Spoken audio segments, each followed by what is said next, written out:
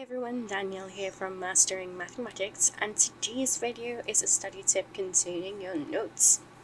If you have trouble with reading and writing only, maybe this tip might help you out. Some people find it better to learn when they have something they need to interact with.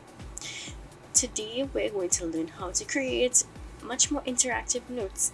Might be a little bit messy, but if you're on the side of creativity and interactive, this is just for you.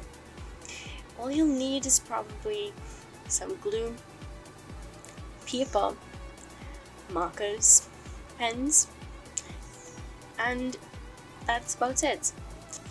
Now, when we're creating interactive notes, the concept here is really to ensure that your notes have pieces that force you to interact with it. I've used Post-its as a shortcut to just demonstrate what you're doing when you create interactive notes. For example, we're trying to create interactive notes in the process of demonstrating matrix multiplication. What I've chosen to do is write my matrix product so that the elements of my matrix product are written on this Post-it, and underneath there's an explanation as to how I decided to get this particular value. So you'll notice underneath there's an explanation of which row by which column I've multiplied.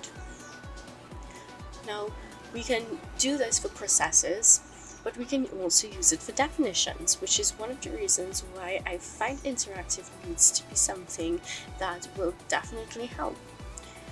Have you ever thought of like a game show where you have to flip over something to find the answer? Well, this is what I would recommend using your interactive notebook to do.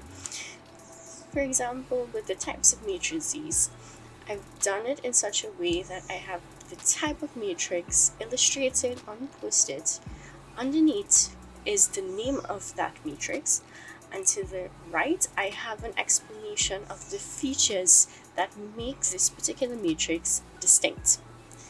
Now you can use interactive notes for much more than just definitions and outlining processes, but it's up to you if you want to use this particular technique to help you with keeping your notes much more fun-filled so that you'll feel more motivated to pick your notebook up and try learning. Well, that's it for today, and I hope this tip was really helpful to you in some way. Tune in for more content on matrices coming this week, as well as another study technique tip coming again in a couple weeks.